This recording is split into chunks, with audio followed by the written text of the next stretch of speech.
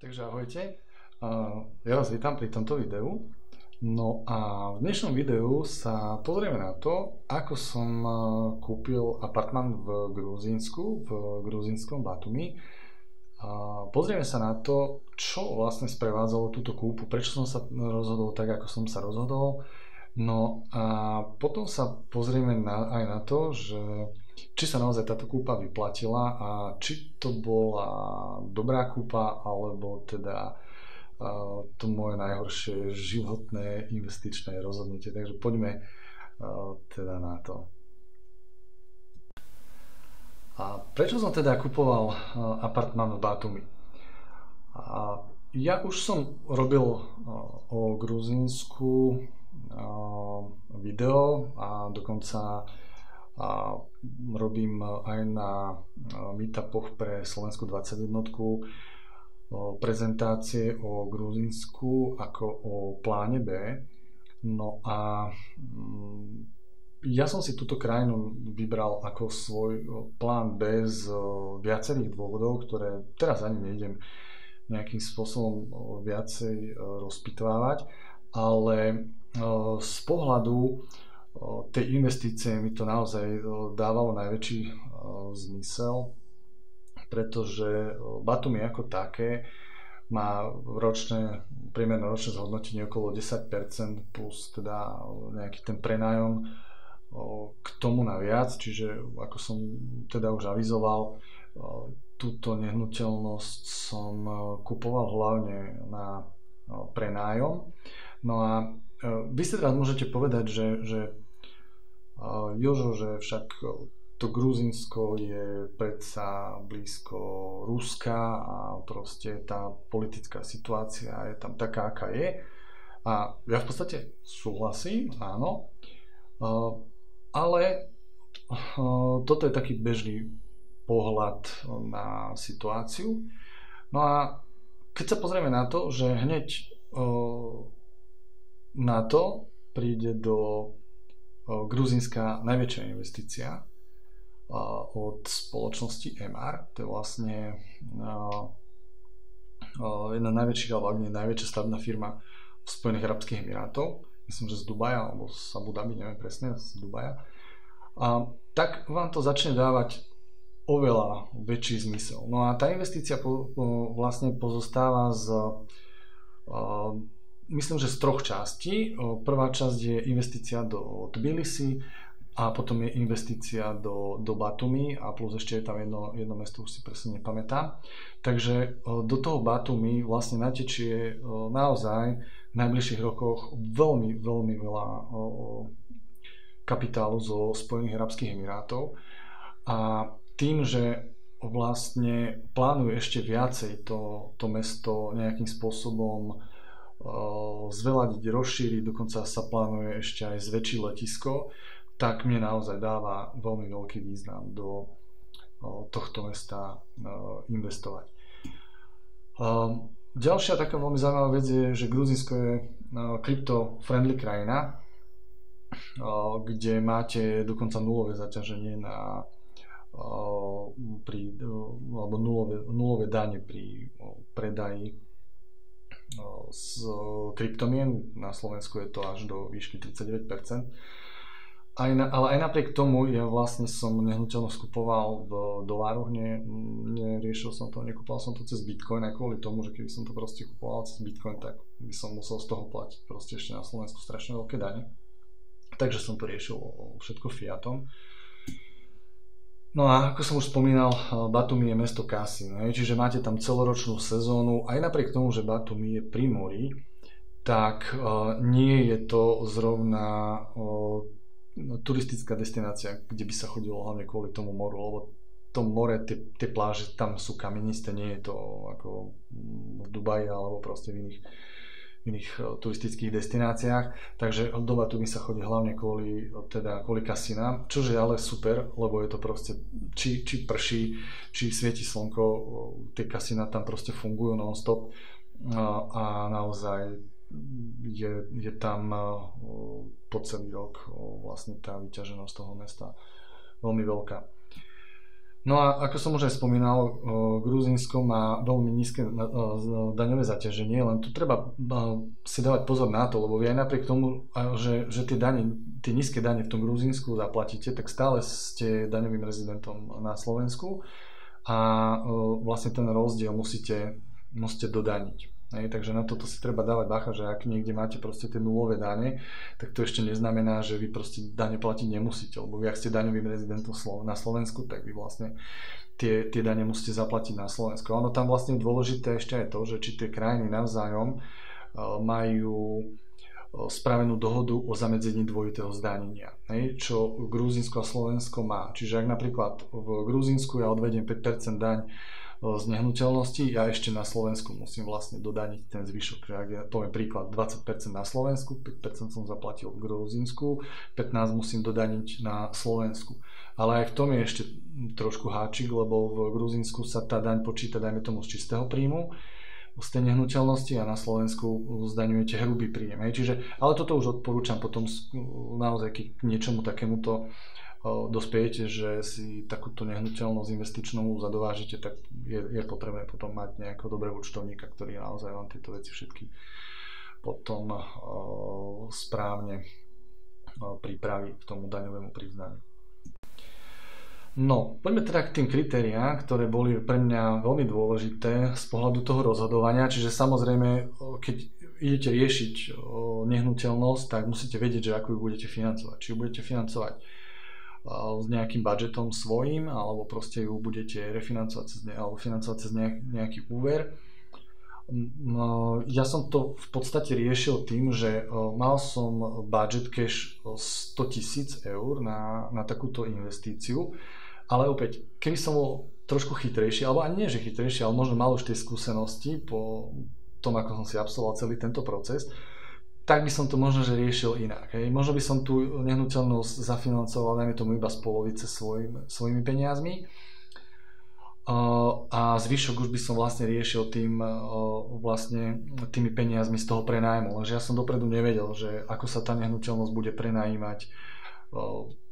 Takže ja som to vlastne riešil tým spôsobom, že mal som ten cash, ja som to zaplatil a tým pádom v podstate nehnuteľnosť som kupoval hneď na jeden krát.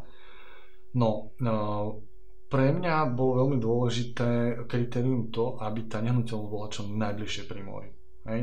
Čiže či už sa k tomu moru tam chodí, alebo sa chodí do kasína, to je jedno proste. Ak máte nehnuteľnosť pri mori, nikdy neprehlúpite. A nie je to akákoľvek destinácia. Ďalšie také kritérium bolo to, že aby to bolo blízko letiska, aj napriek tomu, že to letisko v Batumi ešte momentálne sa tam lieta veľmi málo. Lieta sa tam len z Istanbulu, lieta sa tam myslím z Azerbajdžanu a lieta sa tam myslím z Izraela, no a samozrejme Rusko, Bielorusko. Takže to letisko je veľmi málo vyťažené, ale tým, že opäť ja to beriem ako investíciu na niekoľko rokov a proste to letisko sa má dostávať, tak pre mňa bolo to kritérium blízko z letiska ako veľmi, veľmi dôležité. Ďalšie veľmi dôležité kritérium, čo bolo u mňa, je to, že ja som chcel hotovú budovu a nechcel som žiaden off-plan. Teda off-plan je vlastne to, že vy kupujete nejaký apartmán alebo nehnuteľnosť z papiera, že ešte nie je dokončené. Ja som chcel proste niečo, čo je dokončené a čo hneď mi môže zarábať peniaze. Ale vravím, niekto môže byť inak nastavený. Takže toto bolo jedno z ďalších mojich takých kritérií. No a samozrejme veľmi dôležité pre mňa je ešte aj nejaká tá atraktivita projektu, ako ten projekt vyzerá, či má nejakú reštauráciu, kaviareň, nejaké to ďalšie vybavenie, obchod, kde si môžem ísť kúpiť víno večer, keď ma pochytí smäd a tak ďalej. Takže toto bolo tiež veľmi, veľmi dôležité pre mňa. No a ďalšie veľmi dôležité kritérium pre mňa bolo to, že budem tú nehnuteľnosť kupovať priamo od developera. Že nebudem to kupovať spod ruky od niekoho, hľadať tam proste nejakého lokálneho realitného makléra, ktorý mi to proste všetko dohodne. Ja som proste potreboval ísť do budovy, navštíviť proste kanceláriu, dohodnúť sa priamo so sales manažerom a proste nehnuteľnosť kúpiť teda priamo od developera. No a pozrieme sa teraz na to, že aká nehnuteľnosť alebo aký projekt u mňa vyhral a spĺňal všetky tieto kritériá. Takže jedná sa o projekt Batumi View.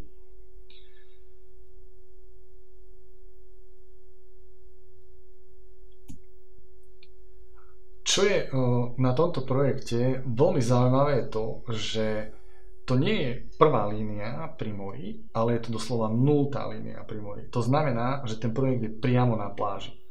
A prvá línia znamená vlastne to, že od mora oddeluje ten projekt cesta. Čiže všetko, čo je za cestou, je vlastne prvá línia. No a Batumi View toto spĺňa proste u mňa, že totálne, pretože je to jeden z mála, ak nie jediný projekt v Batumi momentálne, ktorý sa nachádza priamo na pláži. Vedľa je hneď veľký park, takže nič ani pred, ani vedľa už postavené proste nebude. A toto vlastne spĺňa ten projekt Batumi View u mňa akože úplne že na jednotku. Ja som teda si vybral apartmán, ktorý je na 9. poschodí, je to 45 metrov štvorcové štúdio, je to v podstate niečo ako garzonka. No, ja som bol pozrieť tam viacej tých jednotiek a rozhodoval som sa medzi štúdiom, teda medzi garzonkou a medzi jednoizbákom. Ten jednoizbák bol trošku drahší, ale pri jednoizbákoch je problém ten, že jednoizbáky sa väčšinou prenajímajú na dlhšie časové obdobie. Väčšinou si to objednávajú ľudia, dajme tomu na 3 mesiace, pol roka a tak ďalej. Kdežto tieto garzonky, alebo teda tie štúdia si prenajímajú ľudia na krátkodobo. Lenže ten krátkodobý prenájom vás vyjde lepšie z pohľadu toho nájmu a ten nájom je drahší ako pri tých dlhodobých prenájomov. Pri tom dlhodobom prenájme máte výhodu toho, že tam vlastne budete mať toho nájomníka dlhšie, ale logicky vám bude platiť menej za ten prenájom. Takže ja som si nakoniec vybral teda to štúdio, ale je to 45 metrov štvorcových a je to naozaj ako veľmi veľká rozloha oproti ostatným projektom, ktoré som bol pozrieť. No a cena vlastne bola taká, že dohodli sme sa na $94,000, čiže to bolo v prepočte, keď som to vtedy platil, to vychádzalo na 90,000 eur. A ja som ešte tú smolu mal, že ja som to, vidíte, že podľa tej ceny kupoval skoro na parite, jednak jednej z dolárov. A hneď ako som to kúpil, proste Trump začal zavádzať tie clá a ten dolár začal oslabovať. Čiže keby som to možno kúpil o 2 týždne neskôr, tak ma to vyjde v prepočte na eurá o niekoľko tisíc eur ešte lacnejšie, ale tak proste to sú veci, ktoré jednoducho nemáte ako vedieť, takže už sa nad tým snažím na to nejak nemyslieť. No a aký bol vlastne ten proces kúpy apartmánu? Takže ja, ako som spomínal, ja som potreboval proste prísť tomu developerovi, navštíviť tam kanceláriu a proste sales manažerka nás pohodila po tých vlastne bytových jednotkách, ktoré boli voľné, ukázala nám voľné apartmány, dohodli sme si cenu a vlastne to už potom prebiehalo tak, že my sme odišli a povedali sme si, že si dáme nejaký čas na rozmyslenie, čiže riešili sme všetko potom už cez WhatsApp. A keď sme sa teda dohodli, tak sme poslali zálohu $1,000. No a vlastne aj to už začali pripravovať zmluvu, no a dohodli sme si potom, ja som si vlastne zabukoval ďalší let do Gruzínska, no a potom vlastne sme navštívili Batumi znova, kde sme už vlastne podpisovali zmluvy, overovali sa tam podpisy a vlastne takéto tieto formality. S tým, že vlastne ten zápis do katastra už potom prebehol bez nás. Uhrádzali sme samozrejme plnú tú cenu. No a ten zápis potom do katastra vlastne prebiehal tak, že všetko som sledoval online, hej, takže Gruzinci majú perfektný kataster, to nie je ako u nás. Tam jednoducho ten zápis do katastra som sledoval pekne každý ten krok od vlastne prvého toho podania až po to, ako mi vlastne zapísali nehnuteľnosť na moje meno.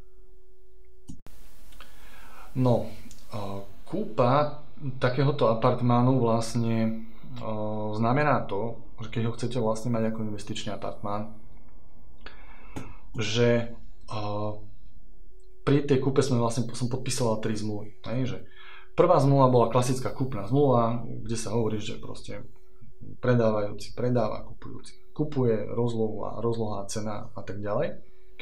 No, ďalšia vec bola vlastne tá, že druhá zmluva, ktorú som tam podpisoval, bola zmluva o správe apartmánového bytu, alebo teda o apartmáne, oni to nazývajú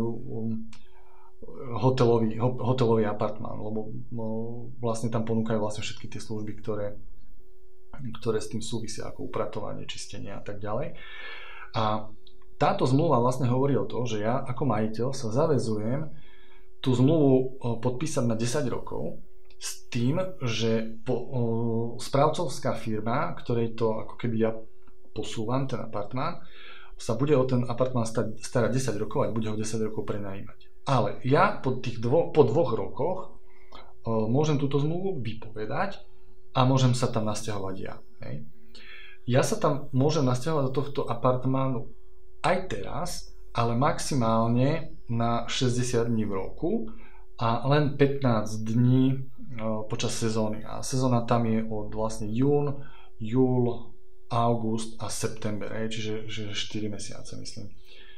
A počas týchto 4 mesiacov môžem v apartmáne bývať iba 15 dní, ale celkovo do roka 60 dní. Ale v podstate s tým som do toho išiel, takže som s tým úplne OK. Zmluva je teda na 10 rokov a po 2 rokoch ju môžem vypovedať a môžem vlastne v tom apartmáne bývať. No a tretia zmluva vlastne bola servisná zmluva, kde sa rieši vlastne elektrika, voda, spoločné priestory, no ale tým, že vlastne ja som ten apartmán dal do prenájmu správcovskej firme, takže vlastne všetky tieto veci ako elektriku, vodu platí vlastne tá správcovská firma. Ale keby som tú zmluvu o správe apartmánového bytu hotelového typu, keby som ju vypovedal, tak vlastne táto servisná zmluva automaticky musím plniť ja a platiť vlastne tie veci a vychádza to okolo 60 eur mesačne alebo $60, takže nie je to nič hrozné, čiže v takomto apartmáne sa dá úplne v pohodičke bývať. No, je to ale jedno veľké riziko, čo sa týka tohto projektu, čiže ak niekto by ste rozmýšľali nad tým, že by ste si tento projekt Batumi View chceli, alebo aby ste si chceli byť v tomto projekte kúpiť, tak je tu jedno veľké riziko a to je vlastne to, že celý tento komplex Batumi View, on sa skladá z budov ABC a ešte hotela. No a problém je v tom, že na ten pozemok patrí ministerstvu financií a ministerstvo financií vlastne uvoľní ten pozemok len v prípade, alebo až vtedy, keď bude hotový hotel, ktorý tam je a bude daný do prevádzky. Takže až do toho momentu je v podstate vlastníkom celého toho pozemku ministerstvo financií a teoreticky sa môže stať to, že jednoducho ak ten developer to nedodrží dostavbu toho hotela, tak proste sa môže stať, že jednoducho ministerstvo financií proste pozemky jednoducho odoberie a vy sa už potom môžete vlastne len súdiť s developerom, ale tak akože ja dúfam, že k tomu nedôjde, keďže ten hotel je už postavený a už sa tam v podstate robia len nejaké tie úpravy a patrí to vlastne pod hotelovú sieť Crowne Plaza, takže je to sieť luxusných hotelov a ja si myslím, že oni si na tomto dajú záležať, aby vlastne to dotiahli celý ten projekt do konca a tým pádom sa vlastne aj tie pozemky pod týmto projektom vlastne uvoľnia. No a teraz sa poďme pozrieť na tú časť, ktorá súvisí s tým, že či vlastne celý tento môj projekt bol úspešný alebo nie a pozrime sa vlastne na to, ako je to vlastne teda s tým prenájmom. Ako som už spomínal, ja vlastne ten apartmán môžem obývať 60 dní v roku, z toho 15 dní len 15 dní v sezóne. Čo je ale dobre ešte je to, že keď budete mať vlastne takýto apartmán investičný, tak je fajn, aby ste mali účet v Gruzínsku, kde vám vlastne budú oni posielať potom ten príjem z toho prenájmu. Ale čo sa týka toho účtu v Gruzínsku, na to plánujem samostatné video, takže môžete sa tešiť na to, že vám ukážem, ako sa zakladá účet v Solobanke a prečo by ste takýto účet mali v tej Solobanke mať aj vy, aj keď napríklad nebudete mať žiadnu nehnuteľnosť v Gruzínsku. Takže samostatné video, ktoré vás si potom pozrieť.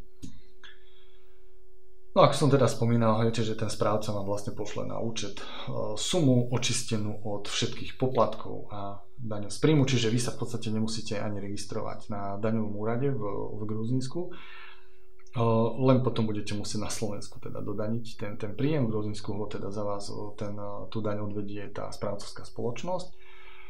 A čo je ešte také zaujímavé, napríklad to, že jednoducho v Gruzínsku, ak máte príjem do 40 000 lari z prenájmu, čiže to je deleno 3, zhruba nejakých 10-11 tisíc eur, tak nemusíte dokonca platiť ani daň z nehnuteľnosti. Takže keď máte takýto jeden apartmánik, ste úplne v pohode, absolútne nič sa, žiadne dane sa vlastne takéto netýkajú.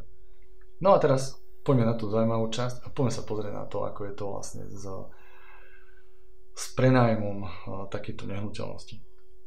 Ako prvé vám chcem vlastne ukázať to, že kedy bola moja nehnuteľnosť zapísaná v katastri a vlastne ako to vyzerá.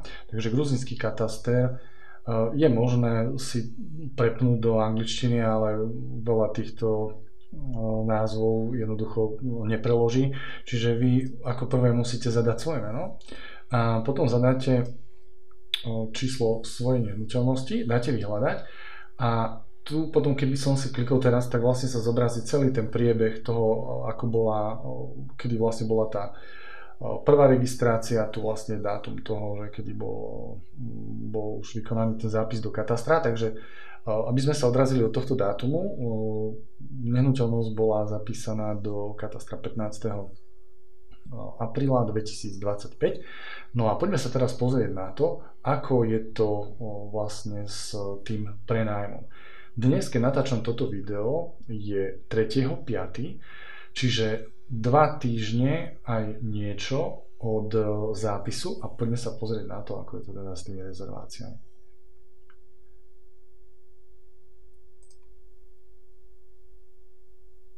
Správca budovy mi vytvoril v ich rezervačnom systéme konto v aplikácii Areály. Je to aplikácia, ktorá sa napája cez nejaké apičko na Booking, Airbnb a vlastne tieto rezervačné zariadenia. No a vy priamo v reálnom čase môžete vidieť, ako je na tom váš apartmán s prenájmom. No a tu môžeme vidieť, že ja som si vlastne nastavil filter od 10.4. do konca roka 2025 a môžeme vidieť, že za 2 týždne a niečo už mám vlastne v tomto rezervačnom systéme 67 rezervácií v celkovej hodnote skoro 10 000 lari, čo je v prepočte deleno 3 skoro 3000 eur len za 2 týždne od kedy vlastne ja som vlastníkom toho apartmánu. Samozrejme, že treba vlastne rátať s tým, že toto je hrubý príjem, nie je od toho ešte odpočítaná daň, nie je od toho ešte odpočítaná provízia. No a tá provízia vlastne v tej zmluve o správe toho apartmánu je 30% smerom ku správcovi a 70% je mojich. Plus ešte správca si z toho samozrejme odpočíta elektriku, vodu a vlastne to, čo minú tí nájomcovia. A je ešte vlastne v zmluve zakotvené aj to, že ten správca mi poskytuje aj kompletné vybavenie, ako televízor, mikrovlnka, poháre a oni vlastne to všetko zabezpečia. Môžete si to zabezpečiť aj vy, ale neodporúčam to, lebo vlastne oni všetky tie apartmány zariadujú v jednom štýle, čiže ak sa napríklad rozbije pohár, oni to tam doplnia vlastne všetko a vlastne ak by ste si vy tam kupovali nejaké svoje, tak proste tam môžete mať po nejakej dobe rôzne riady, poháre a tak ďalej a to by nebolo dobre, takže ja som to všetko prenechal na správcu, správca mi tam dokonca ešte doplnil do toho apartmánu gauč, sedenie na balkón v sume zhruba $1000 a vlastne v zmluve máme to, že týchto $1000 si oni rozrátajú ešte v priebehu roka. Takže, no, ale skrátka môžete vidieť, že ja som bol sám šokovaný z toho, že som vlastníkom 2 týždne a niečo a proste už ten apartmán má 67 rezervácií a posledná rezervácia je tam, myslím, niekedy na koniec septembra. Tu je začiatok, je 10.4.